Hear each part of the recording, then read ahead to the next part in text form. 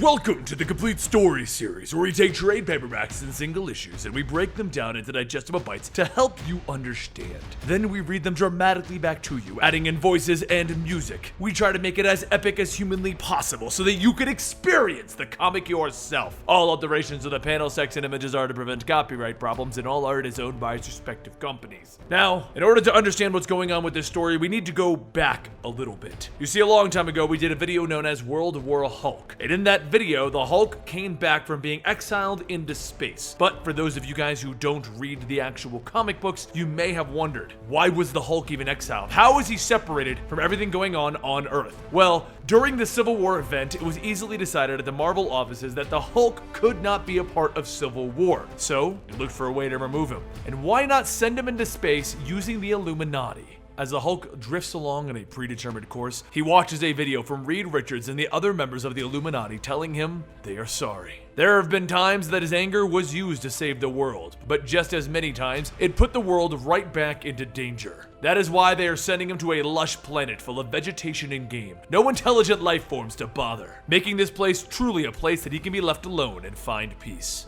Except, the Hulk rages within the ship, and he rips it apart, causing it to go off course, landing him on the planet of Sakaar, which is full of intelligent life forms, like the Hive insectoids who are trying to kill the Hulk now. As a group of Sakaar watch the Hulk fight off the Hive, he begins to feel a prick on the back of his neck, and as the Sakaar talk, their words begin to make sense. The one in charge says that based on your comically moronic expression, it would appear that the talk bots have finally reached your brain. He then pulls out a scroll and he begins to read what he, the governor of the Sakaar province, and by the orders of the Lord Empire, declare, and that is that this green thing is now Imperial property. They will be taking control of him as well as seizing his ship for further examination. His first order to serve his new emperor is to kneel. And the Hulk laughs. You want ship? It's yours. And then he throws it, and then he leaves shouting, Hulk does not kneel! The governor fires a gun that stuns and brings the Hulk straight to the ground and tells him, that is close enough. A little while later, the Hulk begins to open up his eyes and he finds himself bound and chained to what would be a marketplace. The man in front shouts that they will start the auction at 15 silver squares, and the Hulk begins shouting and pulling at the chains. And the seller says that their sleeping beauty has awoken. Fear not, those are shadow-forged chains. One man in the group says that he will pay 60 for the entire lot, including the green one. And the seller yells, sold! After being transported in a container, the Hulk smashes through it, shouting, stupid planet, stupid portal, when I get my hands on. And as he steps out, he sees that he is in a coliseum along with the other slaves. Suddenly over the mic, the announcer shouts, you are about to bear witness to the feeding habit of the planet's most dangerous creature, the Corker. The ground slowly begins to rumble, and then several tentacles thrash out of the ground, grabbing the Hive and tossing it into their mouth. Another Hive shouts that now is the time for dodging, running, hiding, and the Hulk grabs the tentacle and he says, it's a time for smashing. The Corker pulls back, throwing the Hulk into its mouth, and it swallows. Up in the stand, the Red King watches, saying, this is getting rather boring. And then the guts are splattered across his face. The Hulk stands up from the Corker's body, yelling! And then after grabbing a giant broken battle axe, he swings it, cutting off the heads of the remaining Corkers. The Black Hive says, thanks for the help. And the Hulk grabs him, asking if he's trying to trick him. Hey, no more fighting. The cheers from the crowd are for them. The Red King will now pardon us. The Hulk asks, who? And the Hive points to the seat with the Red King watching. Finally. And he jumps at him, telling him, Hulk knows who to smash! But before the Hulk can reach him, his warbound shadow shoots him back to the ground. And the Red King says, wait, I will take care of him myself. The Hulk gets up and the Red King jumps down, telling Hulk, you could have been pardoned. You could have been made into a citizen, but instead, you have tried to kill me. The sword is thrown before the Hulk, and the Red King tells him, you will either now die at my feet or on your knees. The Hulk grabs the sword and he swings, but the Red King dodges and then he swings, forcing the Hulk to block. The shield is then struck and it shatters, and the Red King jumps in, slashing at the Hulk's face. The other Hive run up, telling the King to wait, we want to be pardoned. And in a blue flash, the King kills them all, and the Black Hive shouts, kill her! The Hulk runs in, grabbing the Hive before the King can kill him, and the King taunts him. So the Hulk jumps back. With one massive swing, he cuts the King's face, and the Shadow jumps into the arena before he can swing again. The Shadow clashes with the Hulk, telling him, you can't defeat me. This isn't your world. And the Hulk smiles, telling them, Not yet. But before the two of them can go at each other, there's another flash of light hitting the Hulk and he falls to the ground. The Red King says, I can't have the shadow upstaging me. And then he turns to the crowd telling them, behold, the Lord Emperor grants this slave his life. The king then whispers to the governor to go ahead and take him to the mall. A short while later, the slave container is placed onto the volcanic quarry, and the Hive shouts, no, no, no! The Hulk pushes him aside to look out, and he asks, what are you crying about? This is going to be fun.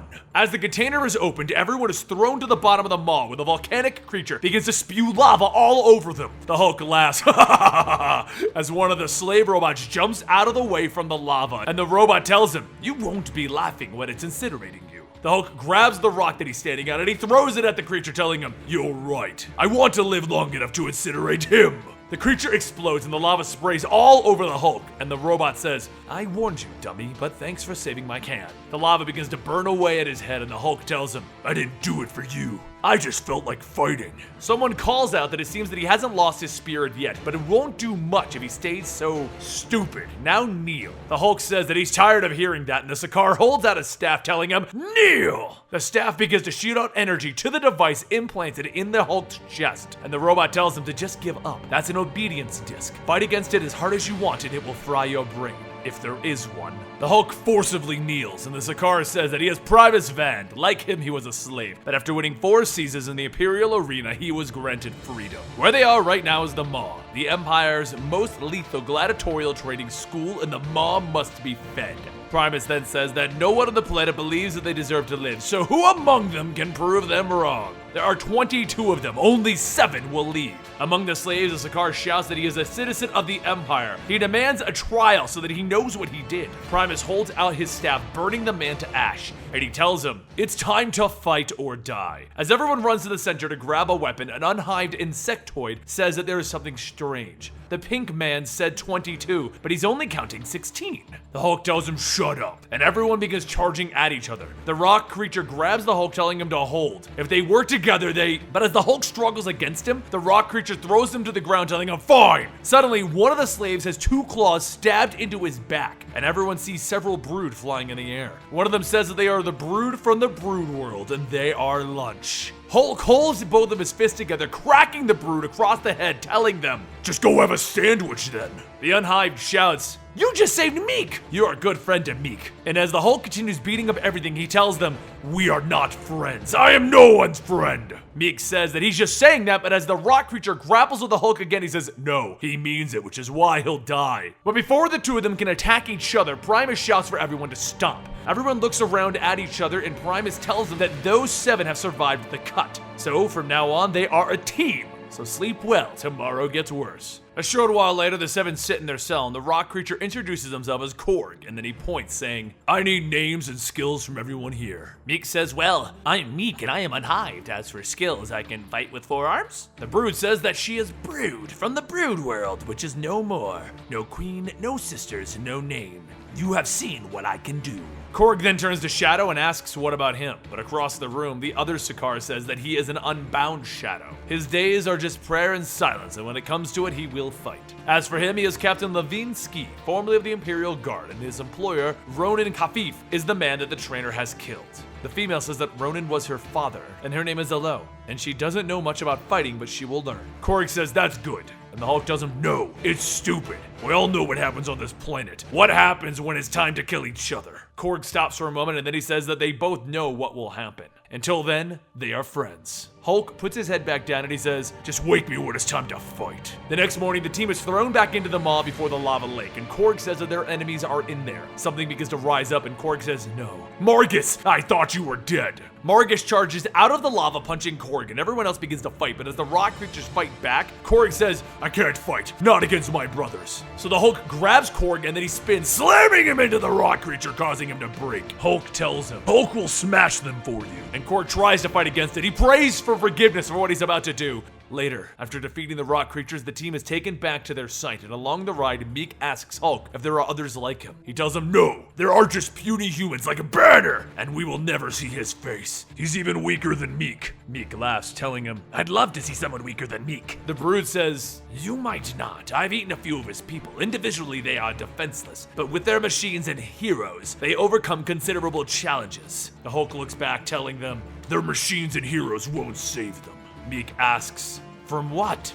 And the Hulk doesn't answer. Above the group, LO says that there's a pleasure cruiser that has come to see their blood. An announcer calls out that last week the fierce green gladiator earned his first wound from the Emperor himself. But after the group's stint in the mall, the planet will now see how they do against the Shaleen Plains' most lethal wild bots. Hulk then feels Korg grab him, and before the Hulk can ask what he's doing, Korg launches the Hulk at the wild bots, telling him, I'm just returning the favor. And the Hulk laughs, ha ha ha ha. Later aboard the cruiser, the team is treated to a feast for their victory over the wild bots. And for Levine, well, other pleasantries. Among the shadows, Hulk sees the Red King's warbound, Shadow, watching them. As the feast goes on, there's a sudden explosion from the wall, and a group of Sakaar begin to shout that they are the Sakaar Insurgency. They fight for the outcast, slaves and the discarded. They fight for him, the Green Scar. So now, will the Green Scar fight for them? The Imperial guards begin to fill the room, and the rebel leader shouts to come with them. They will tear the Emperor from his throne. Alo yells that this is it. They can finally bring the fight to the Red King. And the Hulk just looks at them and tells them, forget it. Suddenly the walls break down as the Imperial's death heads, the Emperor's deadliest group of assassins, storm the room. The death's heads all focus on the rebel members, and Elo shouts that they have to help them. Hulk tells her that she can do what she wants, but I'm gonna finish my dinner. Elo says that the rebels are the only ones trying to fix this world. They need them. And Hulk tells her, puny pinkies, like the puny humans who first called me a monster. Then they come crying for help. Then they come calling me a monster again. One of the death's heads grabs Elo, and the Hulk tells him, she's with my group. Elo turns back saying, no, she isn't. And then she's taken away. Later, Korg tells Levine that there's nothing that he could have done to save her. She chose her path. Levine scoffs, saying, yeah, she's the only one who chose correct. But before they can go, Primus tells the group that their fight against the wild bots have made the premier viewbox feed. The Imperial League has taken notice of them, so go get some sleep. Tomorrow they hit the big time. The group is led to their rooms, and Primus quietly talks to the Hulk, saying that it's easy to get caught up in the moment, but he has his eye on the big picture. He can be the one to make it all the way, unlike the others with him, so don't blow that chance. The Hulk doesn't answer him as he pushes the curtains to his room, and the King's Shadow stands there. She lunges with a blade, and the Hulk catches it laughing, and then he asks if she's going to try that every time that we meet. The Shadow smiles, saying that she needs to know her enemies, and he's getting faster, but she can still cut off his head. Hulk tells her that he would rip her in half before his head hit the ground, and the Shadow backs off, saying, maybe next time. Currently, you and your group are a problem for the Emperor as long as you stay in the public eye, so I'm here to buy you. I can take you to the steps, a place of peace, and you will never have to fight again. The Hulk says he's heard that before. No thanks. And the Shadow says to think about it again. You will always be a monster in their eyes. The Hulk pushes open the curtain to two Sakaar women and he smiles. Yeah, but at least those guys know what a monster likes. The following morning, the team is gathering in the arena for their next fight. Korg tells everyone that this is it. 3 rounds and they will finally be free. With so many people watching, the Emperor would hesitate before breaking his words. Just then, the sound of a giant engine can be heard, and the announcer calls out that the ship above them is the Imperial Dreadnought. But what is it doing here? Then one of the bombs aims down and it releases. Hulk tells Korg to shield the others, and Korg shouts, even you can't stop a bomb! The Hulk jumps up stating, sure I can, I'm the Hulk! The bomb detonates, covering the arena in a fiery blast, but as the smoke clears, Korg asks if everyone's alright. They all hear Levine groan, and then they see that one of his arms was lost in the blast. Through the dust, the Death's heads all begin to walk towards them, telling them, enemy targeted. The priest runs over to Levine, telling him to be still, he will want prayer, but Levine tells him, no, I want my sword! Once the group gains their balance, Korg leads the charge to Death's heads, but something behind them is pulling them back one at a time. The Death's heads start reporting, enemy down, and the Hulk rips through the group, telling them, no, enemy mad! He grabs one of the Death's heads and he begins to beat the others with the first guy's body. More appear, stabbing into the Hulk with spears, and the Hulk yells, shaking the whole Coliseum. A short while later, in their cell, the priest prays for Levine, and Meek says that we're going to die tomorrow, aren't we? Korg says, this is our time. And the Brood tells Meek, do not listen, I have seen worse and lived to tell the tale. Everyone begins telling their war stories, each trying to show up the last, but as everyone goes on, the priest tells everyone that is enough. He places his hand over Levine's body, telling everyone, let you be warbound. In life and death, the oath cannot be broken. This man was Levinsky, the protector of Elo and a hero of their second trail. Those who honor him shall speak their names and bind with each other forever. I am Hirom the Shamed, Shadow Warrior and Saka Priest. Meek places his hand over Hirom's, saying, I am Meek the Unhived. And the Brood places hers, stating, I am No Name, Warrior Prime of Brood Worlds. Korg places his hand, stating, I am Korg of Krona, son of Okorg and Ahana. And then finally, the Hulk places his hand there. And Meek says, we are now warbound. Meanwhile, elsewhere, the King's Shadow speaks with a slave trader, and he tells her that he has brought her what he promised. The King's Shadow looks into the container, seeing a silver man, and the trader says that the green scar may have started a story, but the silver savage will end it. The sun rises the next day and the sounds of the war drums ring throughout the city, signaling that today is to be a public holiday for everyone to gather. Everyone in the city begins to head to the Colosseum, and as the slaves clean up the arena, one of the slaves notices something. Another asks what he's looking at, and the first slave says that it is a vine, and it grew from the blood of the green scar. Once the arena is cleaned, the announcer calls out that this is the moment that everyone's been waiting for. The final challenge of our gladiators. So please welcome the Green Scar and his men. The crowds all cheer and shout, and the announcer says, do not forget your commemorative banners, posters, and shirts. And Meek says, I want a shirt. The Hulk stands in the center of the arena, and the doors to his opponent open up, and his eyes go wide. Hulk asks, is that really the Silver Surfer? And Hirom asks if he knows him. Hulk says, yeah, he's the Silver Surfer, and the Silver Surfer finishes, friend. As the obedience disc buzzes, the Silver Surfer charges through the group, giving the Hulk a thundering crack with his mace. Hulk jumps up struggling, telling the Silver Surfer, I thought you were different. And the Silver Surfer says, please forgive me. And then he knocks the Hulk back again. Meek asks, I thought the humans were weak. And the Brood says, I told you that he was exaggerating. Everyone jumps in attacking, and the Silver Surfer effortlessly pushes everyone back and then uses his board to send Korg flying. Hirom helps Hulk up, saying, another pass at you and we will die. There's only one spot. And the Hulk says, go high, I've got it. Hirom leaps in, and the Silver Surfer holds his board up to shield himself, but instead, Hirom vaults off of the board towards the controllers. Hulk runs in, slamming into the obedience disc, and the Silver Surfer falls to his knees. He looks back up, telling him, you broke the disc, I'm free. But before he can finish, the Hulk begins to beat and punch down on the Silver Surfer. The crowds cheer, but the Hulk doesn't stop, and he continues beating on him. Korg stops him, telling him, it's over, we've won. We've won 3 rounds in the Great Arena, so it is time for them to give us our freedom. The Colosseum doors open back up, and the King's Shadow steps out, stating, you did survive 3 rounds, but the green scar slashed the face of the Emperor, so you have one last test of loyalty. Death's Head pushes out a group of rogue Sakaar and pulls their hoods down. The Shadow goes on saying, Elo, their friend, and a traitor, kill her and you are free.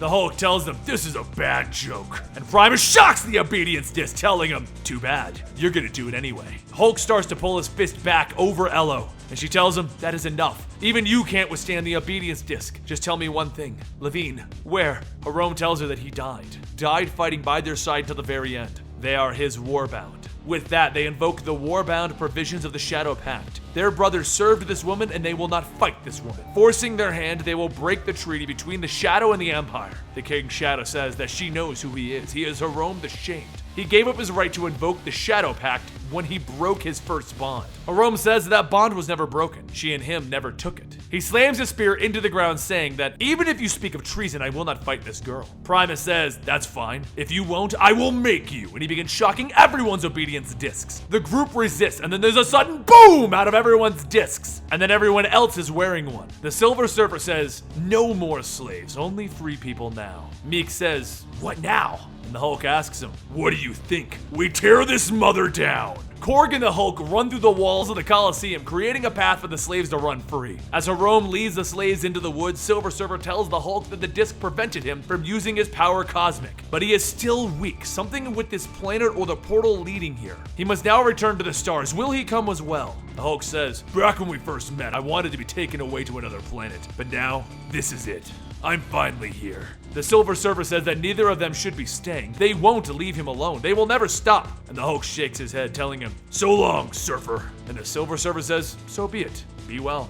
He flies into the skies, and the Hulk turns back to everyone else. And he begins to lead the slaves to a place where they can finally be free. This is the beginning of the epic Planet Hulk journey, which leads to World War Hulk, which then leads to more Hulk fighting on Earth. I hope you guys are excited about it, because I'm excited to be bringing you this story finally. Don't forget to subscribe to get up to date on what's going on with our Planet Hulk storyline and anything involving the Hulk, and I will see you next time right here at Comicstorian.